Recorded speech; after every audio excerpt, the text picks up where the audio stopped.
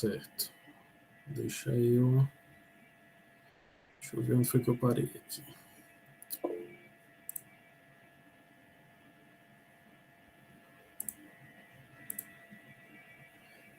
Não sei, comigo não, Oliver, mas aí você vê com o restante do pessoal se eles têm algum grupo.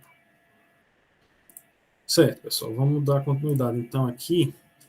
Acho que a gente parou na hibridização SP2, não foi? Da última aula.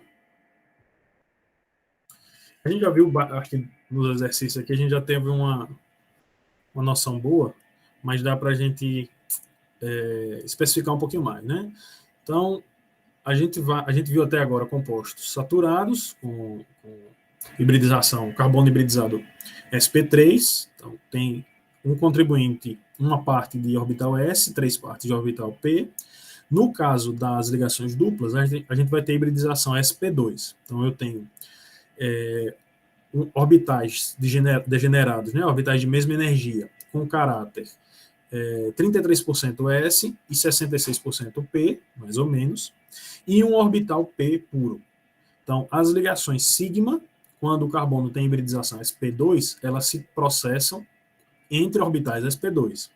E a ligação pi é um orbital P puro, certo? Então, eu tenho duas... Quando eu tenho... Opa! Vou falar, Ellen. Não está compartilhando, professor, a tela. Eita, desculpa. Obrigado. Estou conversando aqui. Eu estava bem tranquilo aqui, achando que vocês estão vendo os slides. Certo. Então, deixa eu mostrar de novo. Então, eu tenho, em ligações duplas, eu tenho 3 ligações. No carbono hibridizado sp3, eu vou ter uma ligação π e 3 ligações sigma. As ligações sigma têm hibridização sp2 e a ligação π vai ser a partir de um orbital P puro, certo? Então, no eteno, por exemplo, que é o alceno mais simples, vocês veem aqui, eu tenho, para cada carbono, eu tenho 3 átomos ligados, né? Esse carbono aqui está ligado a 2 hidrogênios e a 1 carbono. Ele faz 3 ligações sigma, 2 com os hidrogênios e uma com o outro carbono, e uma ligação π, certo?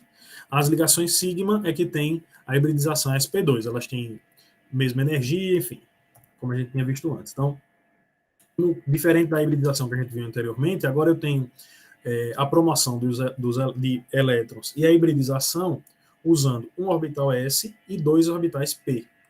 Então, vou formar 3 orbitais sp2 e um orbital P de mais alta energia, certo? Por isso que a geometria dos carbonos hibridizados em sp2 tem esse ângulo de em torno de 120 graus. Vai depender dos átomos que estão ligados, né? Mas é em torno de 120 graus. E aí o orbital P que sobra, ele forma a ligação, a insaturação, a ligação π, que vai ficar sobre o eixo de uma das ligações sigma. A gente vai ver na figura. Certo? Então, os ângulos de ligação vão ser em torno de 120 graus. Certo? Átomos menores ficam mais próximos, então se eu tenho 2 hidrogênios aqui, o ângulo entre o carbono e os 2 hidrogênios é um pouco menor do que o ângulo quando eu tenho também um carbono envolvido. Se eu tiver um átomo grande aqui, esse átomo grande vai empurrar os orbitais vizinhos e esse ângulo diminui. Mas, de forma geral, ele vai ficar o mais próximo possível de 120 graus. Só mostrando, eu tenho 3 orbitais sp2 e um orbital P sem hibridização. Nesse diagrama de energia, lembrem, né? No carbono eu tenho o estado fundamental com o orbital S, 2s preenchido e só 2 elétrons em orbitais P. O estado excitado seria com 4 orbitais semi-preenchidos, só que de energias diferentes. E na hibridização eu vou ter 3 orbitais sp2, desculpem, com energias iguais, degenerados, e um orbital P de mais alta energia, certo? Então eu tenho 3 ligações sigma e uma ligação π. Tranquilo? Do mesmo jeito que a gente viu anteriormente, os orbitais atômicos vão se combinar para formar orbitais moleculares. As ligações sigma a gente já viu, né? Vão ser sempre no eixo entre os 2 átomos envolvidos na ligação, e a ligação π, ela vai ser sobre o eixo entre os 2 átomos, certo? Então eu tenho a ligação sigma aqui no meio, e vou ter os orbitais P se combinando para formar o orbital π ligante e o orbital π antiligante, certo? Sobre o eixo de ligação. É isso que faz com que a geometria desses carbonos, quando eu tenho ligação dupla, dessas ligações, quando eu tenho ligações duplas, sejam limitadas a 120 graus, a próximo de 120 graus, porque aqui eu vou ter uma barreira que impede a livre rotação entre a ligação. A gente vai ver um pouco mais à frente. Então eu tenho ligações sigma, são só representações diferentes, né? 3 ligações sigma para cada carbono, mais a ligação π, orbital ligante, orbital antiligante.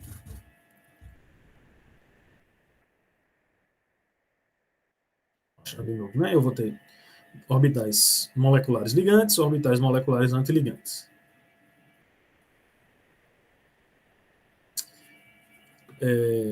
Eu acho que são só representações diferentes da mesma coisa. Eu tenho orbitais atômicos no estado fundamental, e aí eles vão formar orbitais moleculares. Para cada, se eu tenho 2 orbitais atômicos, eu vou formar 2 orbitais moleculares, né? Tenho 2 orbitais atômicos dos átomos isolados, eles vão formar um orbital ligante, um orbital antiligante. Um orbital ligante preenchido, de mais baixa energia, orbital antiligante, sem elétrons, de mais alta energia. E o orbital molecular formado, ligante, vai ser sempre de menor energia do que os orbitais atômicos isolados, certo? Por isso que a ligação é formada. Tá, como eu falei aqui para vocês. Quando eu tenho um orbital π, e ele fica sobre o eixo da ligação entre os 2 carbonos, eu tenho uma restrição de rotação. Eu não consigo mais girar essa ligação aqui, certo? A barreira energética para que essa rotação aconteça, ela é muito alta. Enquanto uma ligação sigma, a temperatura ambiente, ela tem livre rotação, ela consegue se movimentar livremente, a temperatura ambiente, novamente, a ligação π, ela é estática, ela não tem... Ela é estática no próprio eixo, né? Ela se movimenta, a molécula se movimenta para um lado e para o outro, mas eu não consigo girar no eixo da ligação. Essa barreira de restrição ela é energética, né? Numa ligação π, eu tenho entre 13 e 26 kJ por mol, isso a temperatura ambiente é mais do que fornecido, e a ligação π, eu vou ter 264 kJ por mol, de 10 a 20 vezes mais do que na ligação sigma, certo? Então, via de regra, na ligação sigma, para que eu consiga girar essa ligação, mudar a configuração da ligação, eu preciso fornecer energia suficiente para quebrar a ligação sigma, certo? Isso pode ser feito de forma com fornecimento de energia, por exemplo, energia térmica com aquecimento, energia na forma de fótons, energia luminosa, por exemplo, com raios ultravioleta, ou com ligações químicas, né? Ataque à ligação dupla. Essa restrição de rotação é o que leva à isomeria cis e trans. A gente viu o eteno, no caso do eteno eu não tenho isomeria, porque os grupos ligados são todos iguais, né? Eu tenho os carbonos ligados entre si e a cada um deles eu tenho um par de hidrogênios, certo? Então, como eu tenho substituintes iguais, eu não vou ter isomeria. Mas, a partir do momento em que os substituintes passam a ser diferentes, eu passo a ter moléculas diferentes a depender de qual dos 2 lados da ligação dupla os substituintes vão estar, certo? Então, lembrem, se essa ligação é fixa, se essa ligação eu não consigo girar, se eu tiver 2 cloros ligados aos carbonos, um átomo de cloro a cada um, se eles estão de um lado da molécula, eu vou ter uma molécula, se eles estão de lados opostos, eu vou ter outra molécula diferente, com propriedades físico-químicas diferentes, certo? E é daí que vem essa isomeria cis e trans, ou EZ. Certo? Então, quando eu tenho os grupos, os substituintes maiores, mais volumosos, do mesmo lado da molécula, eu tenho o isômero cis, ou Z, e se os grupos grandes, os grupos volumosos, mais pesados, estão de lados opostos, eu tenho isômero trans, ou E. Certo? Esse tipo de isomeria cis e trans, ela acontece tanto com insaturação como quando eu tenho ciclos, quando eu tenho anéis. A gente vai ver quando vai estudar análise conformacional que é possível também ver isomeria cis e trans em anéis. Beleza? Mas aí, eu não tenho... Se essa ligação fosse simples, bastaria eu girar essa ligação para transformar um no outro. Como eu não consigo girar essa ligação, eu tenho aqui dois compostos diferentes. E esses compostos têm pontos de ebulição diferentes, tem propriedades físico-químicas diferentes. São realmente moléculas diferentes. Beleza? Acho que todo mundo já lembra disso aí, né? Então, estereoisômeros que têm arranjos fixos no espaço, arranjos diferentes, são isômeros cis e trans, eu preciso ter substituintes diferentes. Por exemplo, eu tenho aqui 2 cloros, certo? Se eu tivesse 4 átomos de cloro, eu teria 4 substituintes iguais, eu não tenho mais isomeria cis e trans. No caso do... Isso é para a hibridização sp2. No caso da hibridização sp, eu não tenho mais essa possibilidade, né? Para carbonos com triplas ligações, para átomos com triplas ligações, e aqui o etino é o representante mais simples, eu vou ter 2 ligações simples, 2 ligações sigma para cada carbono e 2 ligações pi, certo? As 2 ligações sigma têm hibridização sp, 50% S, 50% P, e as 2 ligações pi são formadas a partir de orbitais P puros, certo? Deixa eu ver se está gravando, né? Tá.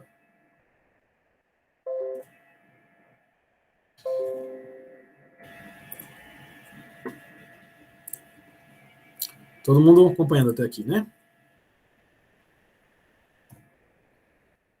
Quando eu tenho o carbono sp, quando eu tenho hibridização sp, agora eu tenho 2 orbitais ligantes e antiligantes, né?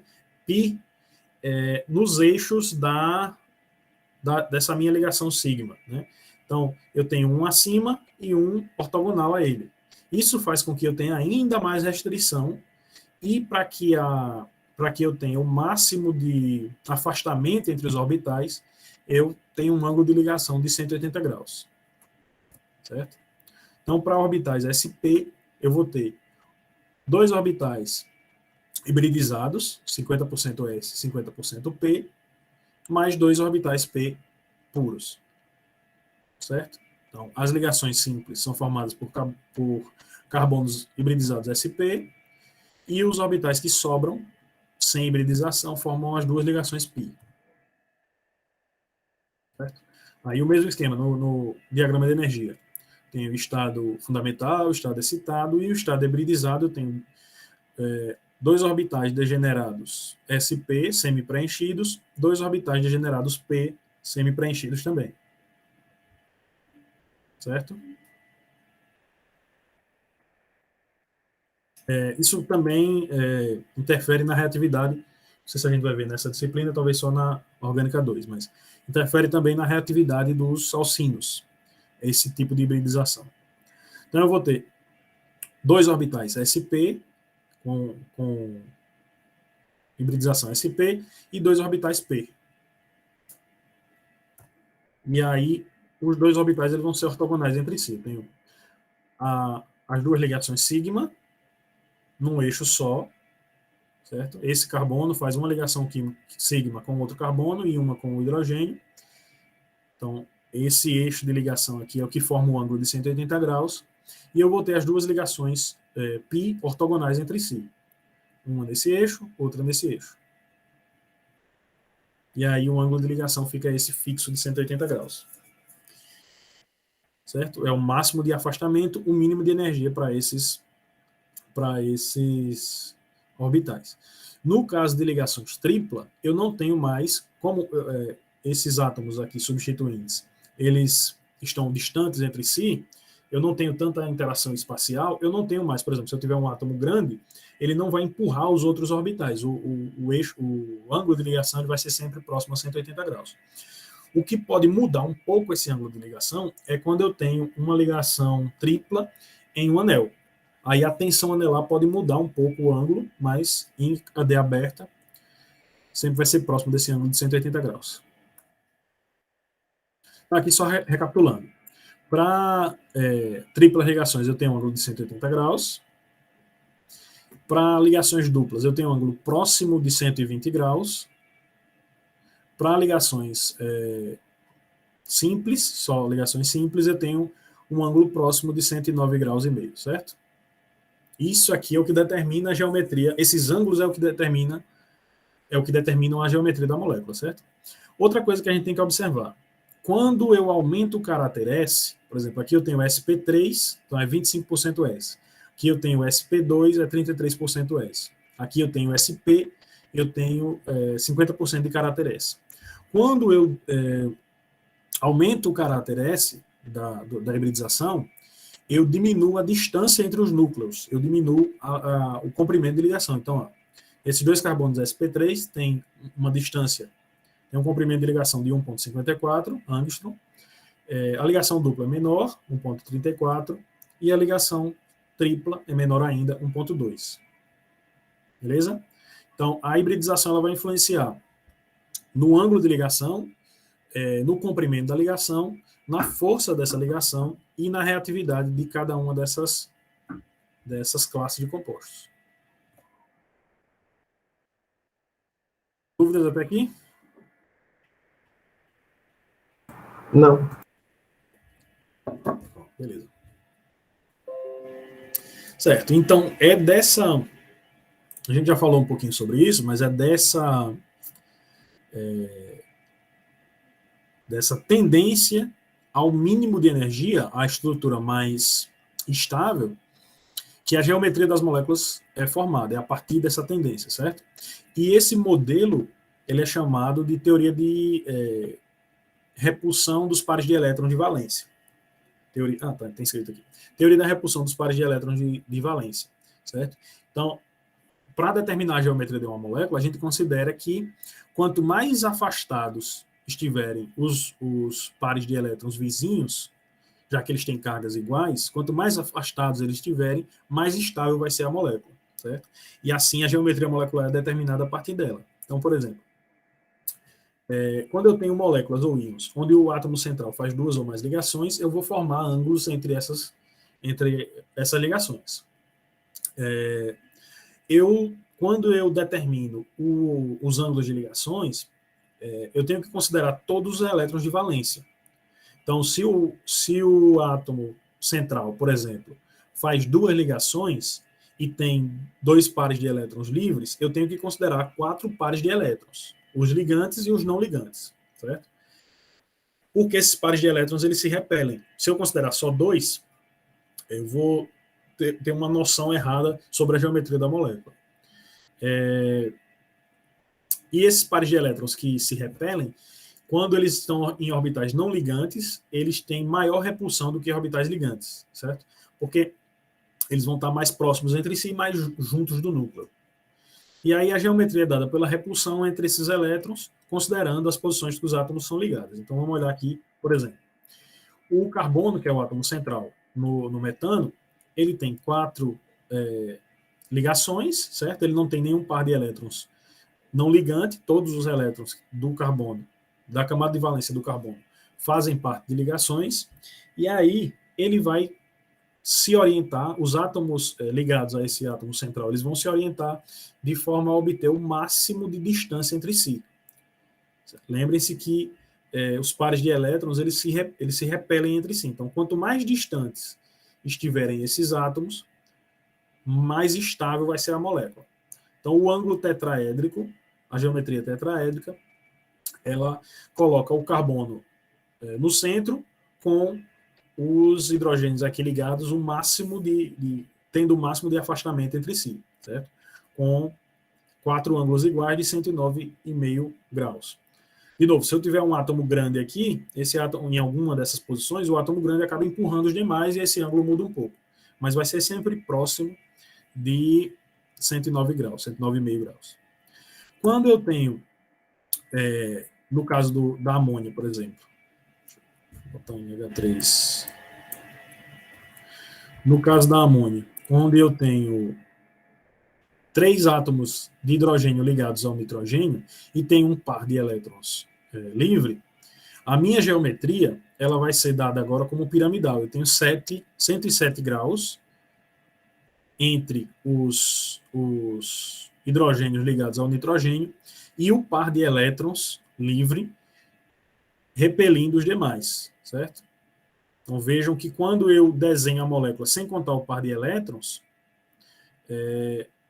ela pode parecer um pouco estranha. Se eu desconsiderar o par de elétrons, parece que essa molécula deveria ter ângulos de 120 graus, que eles seriam mais afastados se o ângulo fosse de 120 graus. Mas como esse par de elétrons repele as demais ligações, o ângulo entre essas ligações fica de 107 graus, certo? E aí eu tenho uma geometria piramidal. Isso faz com que determine também a polaridade dessa molécula, mas a gente vai ver isso mais à frente.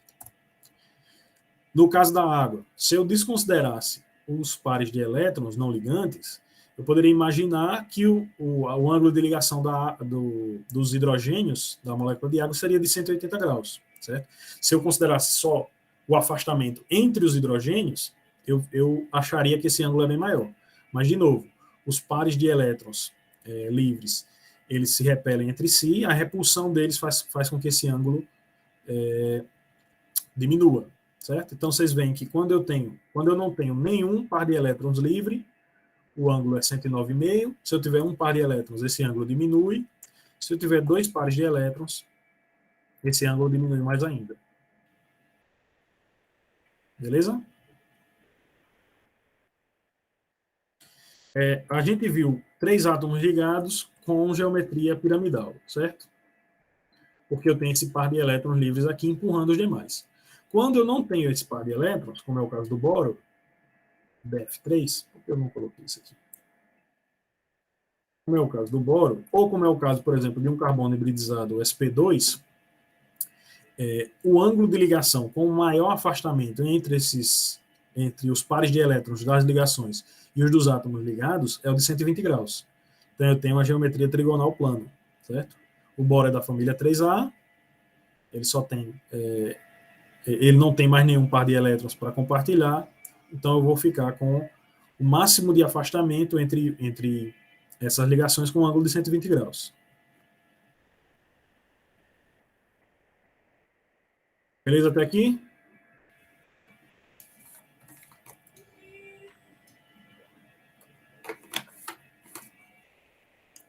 Certo. A gente viu geometria linear para o alcino, né? A tripla ligação. Mas não necessariamente eu preciso ter um alcino. Por exemplo, no caso do CO2, eu tenho um átomo central de carbono fazendo duas ligações pi, né? Eu tenho duas insaturações ligadas ao átomo central. Então, o máximo de afastamento em relação ao átomo central vai ser dado por uma geometria linear, com um ângulo de 180 graus. Vejam que, diferente quando o oxigênio é o átomo central e eu tenho os pares de elétrons dele, os pares de elétrons livres, repelindo, essa geometria muda. Quando o carbono é o átomo central, eu não tenho mais pares de elétrons repelindo entre si, se repelindo, e aí eu fico com essa geometria linear, um ângulo de 180 graus. Beleza? Dúvidas até aqui?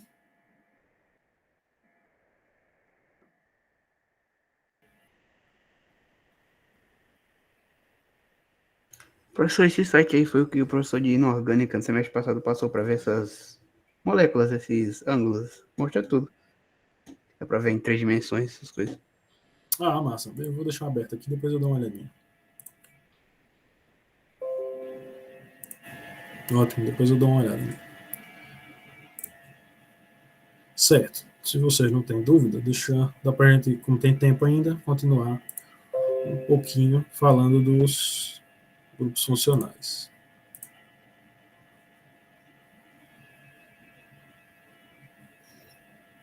Certo, então esses tipos de ligações que a gente falou até agora, usando sempre carbono como o átomo central, assim, como base, porque é a base da química orgânica, ele vai se repetir para os outros tipos de ligações que a gente for falando, certo?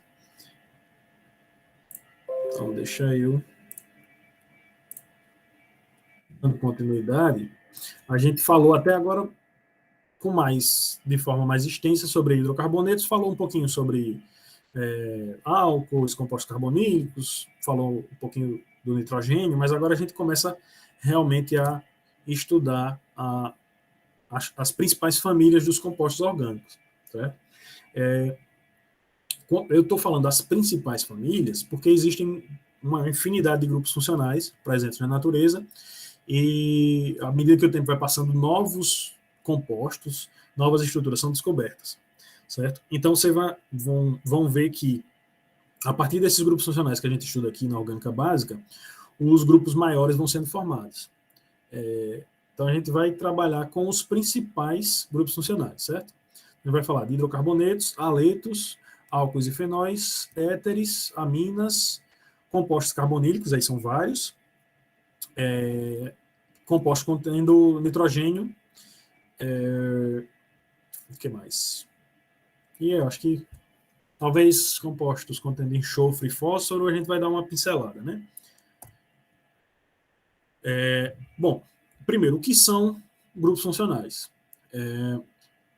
Essa terminologia de grupos funcionais, ela serve para que a gente consiga agrupar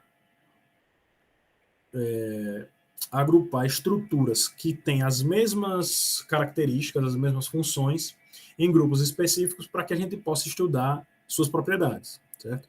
Então, um composto, por exemplo, que tem uma carbonila, eu consigo prever, a depender do tipo de composto carbonílico, eu consigo prever polaridade, eu consigo prever, dependendo do tamanho da cadeia, prever ponto de ebulição, prever reatividade.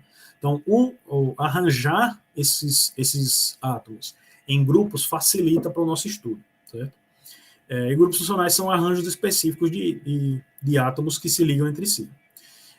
Membros de cada família de grupos funcionais têm propriedades semelhantes, então vão haver variações a depender do restante da estrutura, mas se eu tiver uma hidroxila, por exemplo, eu vou saber que aquela região tem propriedades semelhantes aos outros álcools, certo?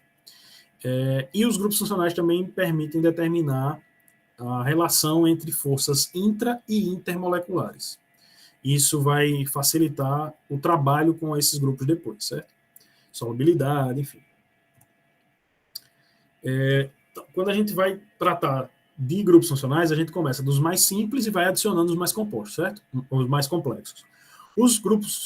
As classes de compostos mais simples, a classe de compostos mais simples é a dos hidrocarbonetos. Ela é composta de alcanos, alcenos, alcinos. Eu tenho compostos cíclicos, compostos aromáticos. Eu tenho... e a partir desses mais simples é que se formam os demais. Então a gente começa estudando os compostos saturados. No caso dos hidrocarbonetos, a gente vai ter somente ligações carbono-carbono e ligações carbono-hidrogênio. Nos alcanos eu tenho somente carbonos sp3, alcenos eu tenho pelo menos um sp2, alcinos pelo menos um sp, e os aromáticos eu vou ter carbonos sp2, mas que precisam obedecer algumas regras. Não é somente ter ciclo e carbono sp2, a gente vai ver mais à frente. Beleza? Então eu tenho hidrocarbonetos. Alcanos, alcenos, alcinos e aromáticos. O benzeno é o exemplo mais simples, mas eu tenho outros tipos de anéis que também são aromáticos. Como fontes e usos, a gente tem que os alcanos, os compostos saturados, eles são muito encontrados em gás natural e petróleo. Então, por exemplo, na gasolina, a gasolina é basicamente composta por isômeros de alcanos, certo? Principalmente isômeros de octanos. Então, a gente vai encontrar no gás natural e no petróleo. Os alcenos, o mais simples é o eteno, ele é usado como bloco de construção para síntese orgânica, e é usado como gás, eles são inflamáveis, né? Então pode ser usado como gás de queima também, e o propeno é usado bastante como monômero para polimerização, para fazer polímeros. Tem alcanos representados aqui pelo test-butano, né? 1, 2, 3, test-pentano. Eu tenho o eteno, representando os alcenos, e assim por diante. Mas aí, dessas estruturas mais simples, eu vou formar as estruturas mais complexas. Então, por exemplo, os terpenos, que são compostos liberados por plantas, por insetos, eles são hidrocarbonetos né? Nesse caso aqui são alcenos, só que eles têm estruturas bem mais complexas do que essas que a gente trabalha no começo, né? Então eu tenho terpenos de 5, 10, 15, 20, 25, 30, 35 e 40 átomos de carbono. Então a complexidade vai aumentando bastante, né? A partir desses blocos de construção mais simples. Os alcinos, a estrutura básica é do etino. Então eu tenho carbono sp ligado a outro carbono sp, e cada um deles ligados a um hidrogênio. Geometria de 180 graus, que a gente já viu. E eu tenho, quando a cadeia cresce, eu posso ter alcinos terminais, onde eu tenho a tripla ligação no começo da cadeia, né? Então eu vou ter um hidrogênio ligado ao carbono sp e o segundo carbono sp ligado a outro carbono, e essa cadeia pode ir aumentando. Os alcinos, eles são muito usados em síntese orgânica porque esse hidrogênio terminal aqui, ligado ao carbono sp, ele é bastante, comparado aos demais hidrocarbonetos, ele é um hidrogênio mais ácido. Então a gente consegue usá-lo em síntese orgânica. Isso aqui é só um exemplo que eu coloquei. Deixa eu colocar, por exemplo, o butino, como esse hidrogênio aqui, que eu não representei, mas ele está aqui, ele é mais ácido, eu consigo usar uma base, nesse caso aqui o N-butilítio, para arrancar esse hidrogênio, desprotonar, e aí usar esse alcino numa reação de substituição nucleofílica. E aí aumentar essa cadeia. Certo? Eles são bastante úteis em síntese orgânica. Dúvidas até aqui? Não. Beleza. Certo. Os hidrocarbonetos aromáticos, eles são compostos cíclicos, onde eu tenho ligações pi conjugadas, mas não somente isso. Não basta ter ligações pi conjugadas. Eu preciso ter deslocalização de elétrons. Então, eu não tenho, apesar de ter ligações pi e ligações sigma, no caso do benzeno, todas as ligações dele, carbono-carbono, são iguais. Todas as ligações têm caráter parcial pi, caráter parcial sigma. Certo? Eu não tenho uma única ligação sigma aqui e uma única ligação pi aqui. Certo? Todas as ligações são iguais. Sendo iguais, todas elas têm o mesmo ângulo de ligação, o mesmo comprimento de ligação, mesma reatividade, mesmo valor quando eu uso espectroscopia, por exemplo, para avaliar. Então, se eu usar ressonância magnética nuclear, eu vou ver que todos os carbonos são iguais, todos os hidrogênios são iguais. Quando eu tenho substituintes, não, né? Aí a estrutura muda um pouco. Mas no caso do benzeno, que é o aromático mais simples, eu vejo e eu consigo provar isso com técnicas analíticas, que todos os átomos ali presentes são iguais entre si, né? Todos os carbonos são iguais, todos os hidrogênios são iguais entre si. Essas aqui são as estruturas de ressonância que a gente já estudou, né? Estruturas canônicas.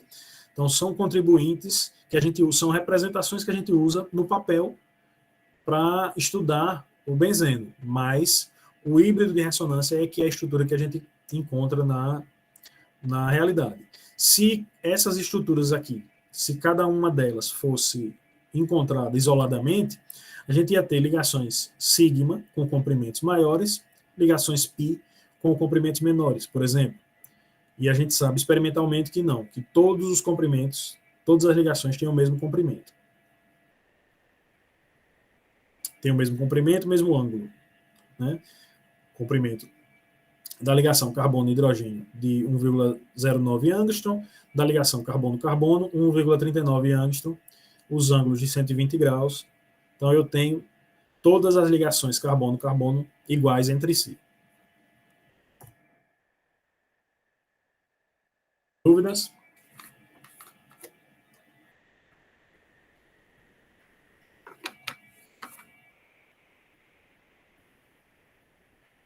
Certo.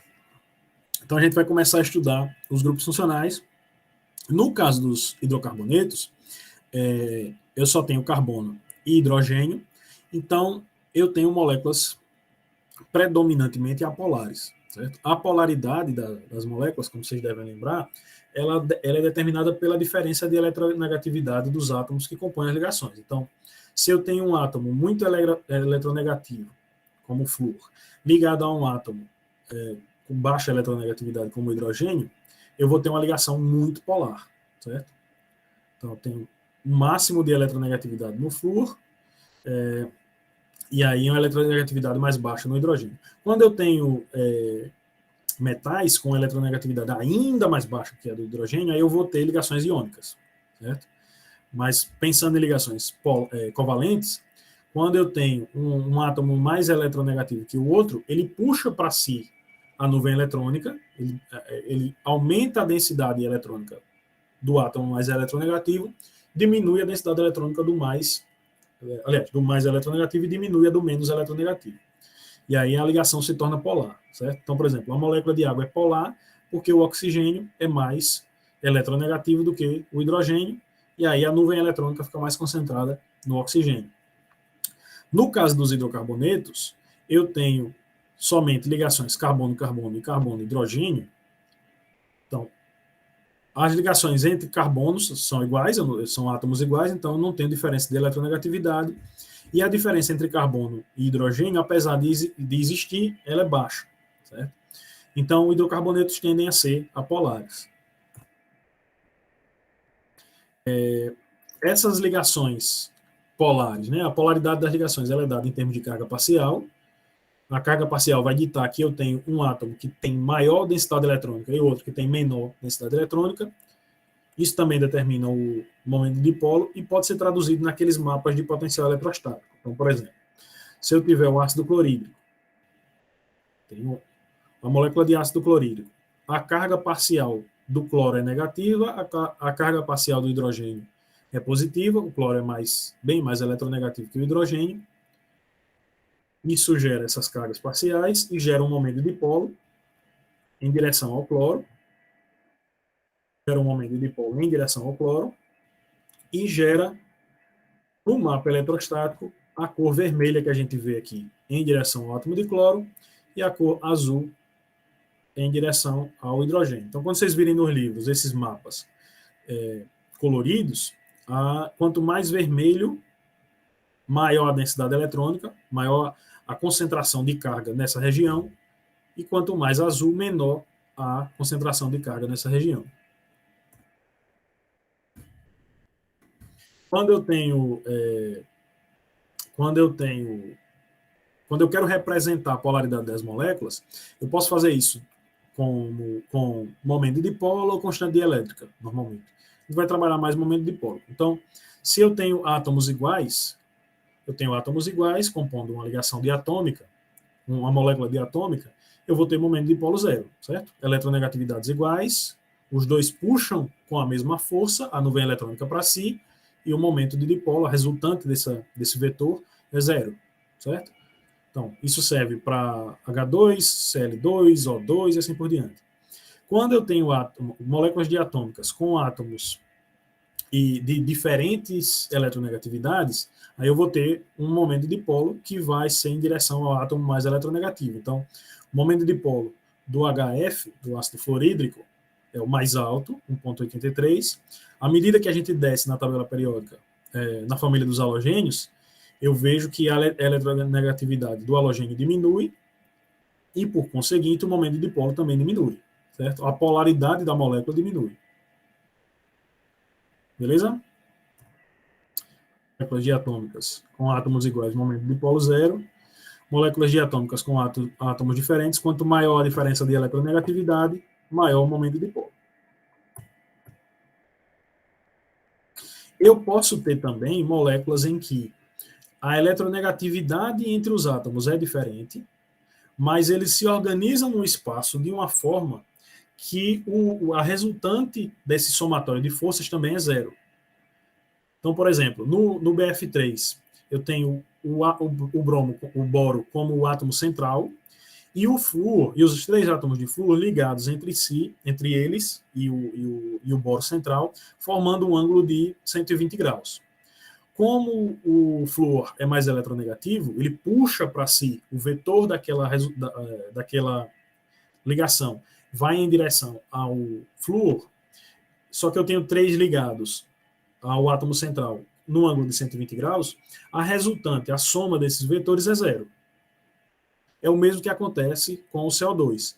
O oxigênio é mais eletronegativo que o carbono, só que o ângulo dessa ligação é 180 graus. Então, um oxigênio puxa para um lado, o outro oxigênio puxa para o outro, e a resultante se anula.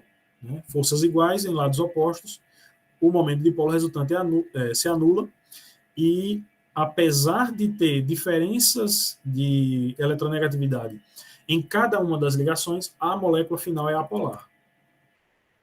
Certo? Então, tem diferença entre ligação polar e molécula polar. Certo? A molécula vai ser polar quando a resultante daquela ligação ela é polar. Da interação entre as forças é polar. Então, por exemplo, se eu tenho Cl2, molécula de cloro, eu tenho forças iguais, eletronegatividades iguais, o momento de dipolo é zero. Quando eu tenho moléculas diatômicas com eletronegatividades diferentes, a resultante vai em direção ao átomo mais eletronegativo. Quando eu tenho o boro central e ângulos de 120 graus com os átomos de flúor, apesar de eles serem bem mais eletronegativos, a resultante é zero. A mesma coisa acontece com o CO2. O oxigênio mais eletronegativo puxa a nuvem eletrônica para um lado, o outro puxa para o outro, e a resultante dessas duas forças é zero também. Então, a molécula é apolar. Quando eu tenho mais átomos ligados ao átomo central, vai depender de como esses átomos estão ligados e, novamente, da resultante dessa diferença de eletronegatividade. Então, por exemplo, no caso do metano, eu tenho 4 átomos iguais. Aqui a eletronegatividade de carbono e hidrogênio não é tão diferente, mas o importante é que eu tenho 4 átomos iguais que estão ligados, formando um ângulo tetraédrico, e a resultante desse momento de dipolo é zero. Quando eu começo a substituir, vocês vão ver que, se eu coloco um átomo de cloro, o momento de dipolo do clorometano é 1,87. Se eu tenho 2 átomos de cloro, ele vai para 1,55, então diminui. No caso do clorofórmio, que eu tenho 3, diminui mais ainda. E quando eu tenho o tetracloreto de carbono, o momento de dipolo resultante é zero. Pelo mesmo motivo que eu mostrei anteriormente. Certo? Eu tenho 4 ligantes iguais que, apesar de serem mais eletronegativos, eles puxam em direção oposta e a resultante disso é zero. Deixa eu ver se eu coloquei aqui.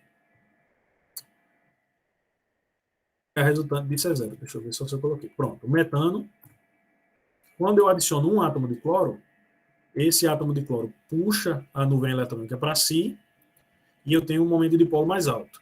Quando eu tenho 2, eu tenho 2 forças puxando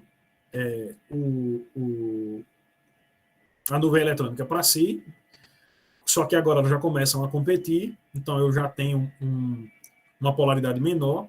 No caso do clorofórmio, uma polaridade menor também. E no tetracloreto de carbono, eu tenho 4 forças iguais e opostas. Então, a resultante disso é zero. Certo? Então, fiquem atentos quando vocês observarem, quiserem inferir a polaridade de determinada molécula, que não basta eu ter átomos com eletronegatividades diferentes. Certo? A geometria e a forma como esses átomos estão ligados entre si também é importante. Deixa eu ver se tem mais alguma coisa nessa tabela.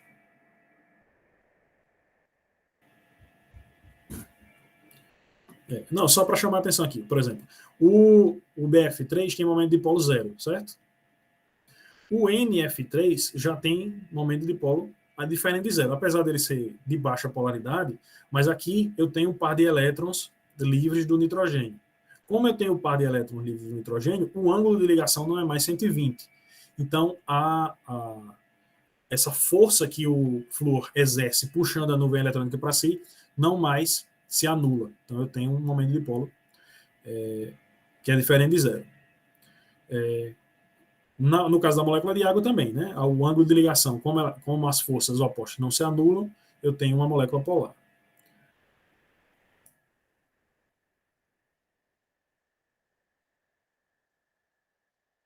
Certo até aqui?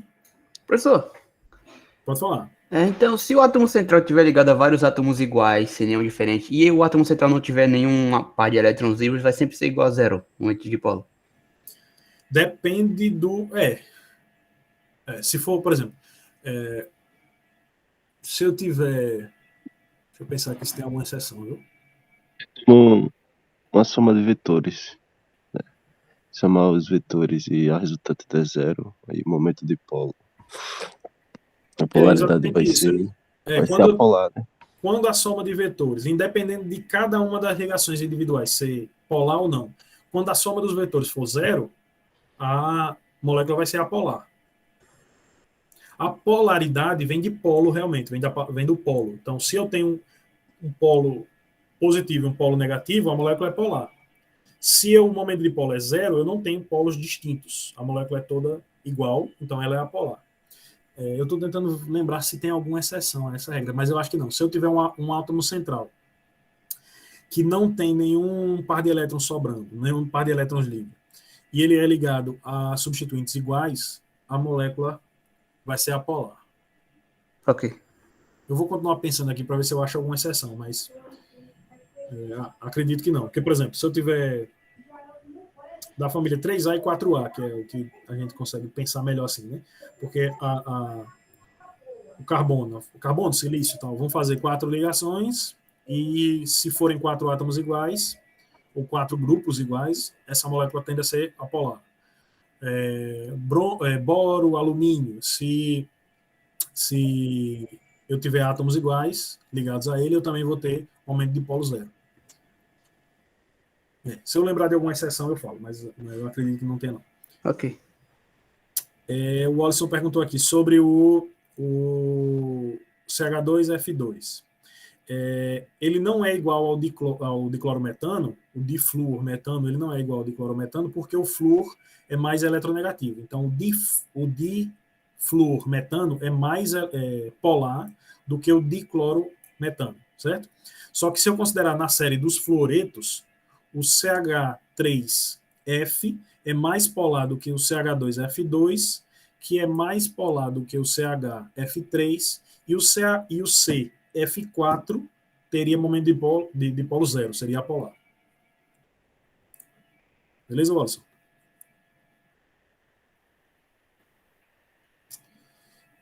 Certo, deixa eu ver onde foi que eu parei aqui.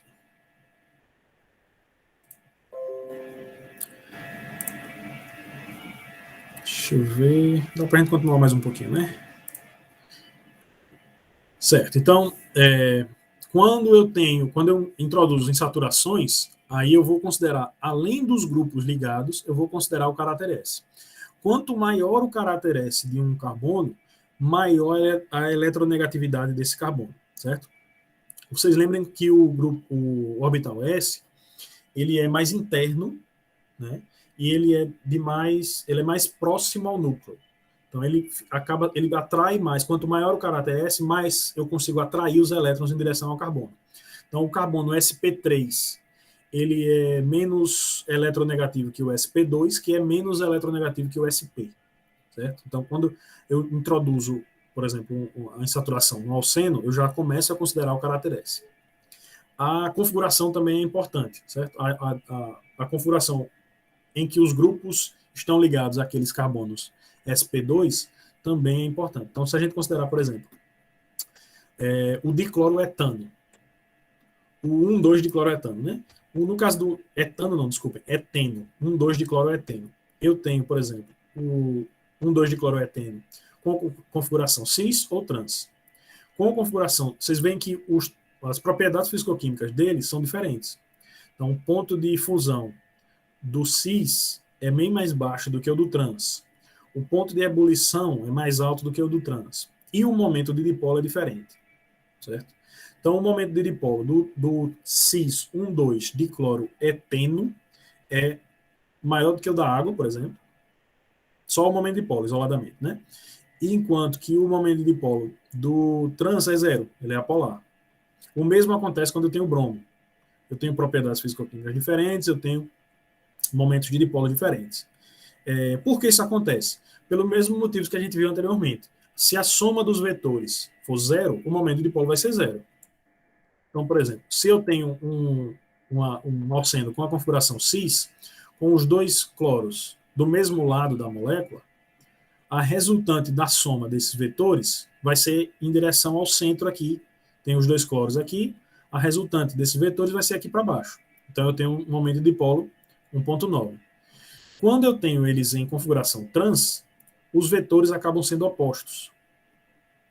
Então, eles puxam a nuvem eletrônica para si, só que em direções opostas. Então, a soma desses vetores é zero. Eles se cancelam entre si.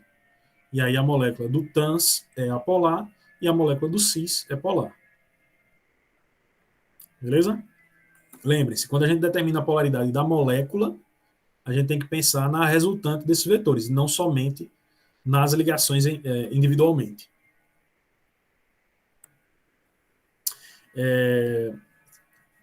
Não, eu ia falar um negócio, mas deixa para falar mais à frente. Beleza? Dúvidas até aqui? Não. Pronto, deixa eu ver onde é que eu estou. Certo, grupos funcionais. Então, eu vou encerrar por aqui hoje. Deixa eu parar aqui. Vocês têm alguma dúvida até aqui sobre a aula de hoje? Grupos funcionais?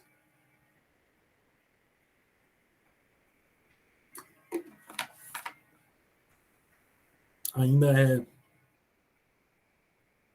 Certo. Beleza, o Alisson. Ainda é uma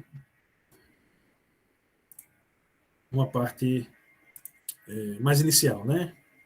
Eu acho que não tem nada que seja completamente novo. Imagino que todo mundo já tenha visto um pouquinho, né? Deixa eu ver aqui. O Alisson falou de aumentar o prazo. Pronto. Alguém tem mais alguma dúvida? Eu vou colocar lá no prazo até agora à tarde, 3 horas, tá bom? Pronto, então vou colocar lá até vocês entregam até as 3. E Que prazo? do exercício para hoje, que eu tinha colocado até as 11. Eu tinha colocado até as 11, aí como é o primeiro exercício, eu vou dar essa colher de chá. Pode ser mais para a noite. Tá, vamos fazer assim, eu vou deixar hoje até às 7 da noite. Mas é o primeiro, viu? Os próximos eu vou colocar até às 11 e vocês entregam até às 11, beleza? O de hoje eu vou deixar no AVA? No AVA, Vocês entrarem lá no AVA, vai ter... Deixa eu ver como foi que eu coloquei aqui. Eu acho que está como tarefas. Lista de exercício. Fiquem olhando o AVA, porque eu vou colocando o material lá, certo? Aí vocês vão responder, salva em PDF e manda pelo próprio AVA. Pronto, tá certo. Não esqueçam de mandar, lembrando, né, que os exercícios vão compor uma nota no final. Que mais? Alguma dúvida? Assinem o nome completo aqui no chat para servir de lista de frequência. Quem tiver dúvida pode perguntar. Eu vou parar aqui a gravação. Quando vocês estão